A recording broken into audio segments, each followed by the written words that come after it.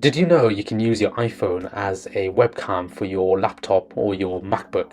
So typically, the webcam quality on a laptop is not great. It can be kind of the standard one. Even on the MacBook Pros, so I've got a MacBook Pro M2, which is a really great camera, but that still does not match up to the quality of the camera that you've got on, especially the back camera on your phone. Even if you're going back a few models, an iPhone 11 or 12, or could be a Samsung, the camera is going to be superior.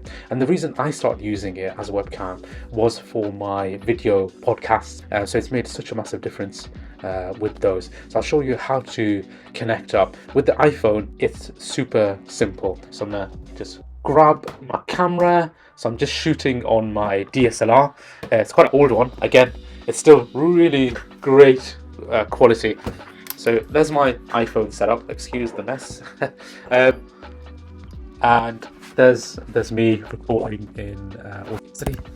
So let's test out in photo booth. So this is the camera on the MacBook, and it's pretty good quality. So I'm probably not doing a great comparison, but imagine most laptops are not going to be this good, because this is the kind of a pro version.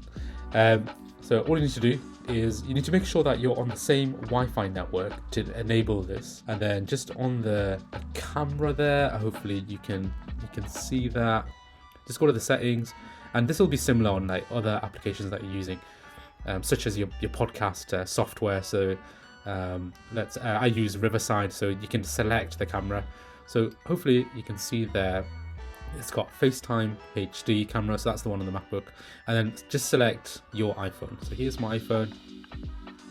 So I've got the iPhone set up over there, and then it's just streaming wirelessly from the device. So you can see a slight difference on there, and I just say slight difference because of the MacBook Pro camera is so good integrated.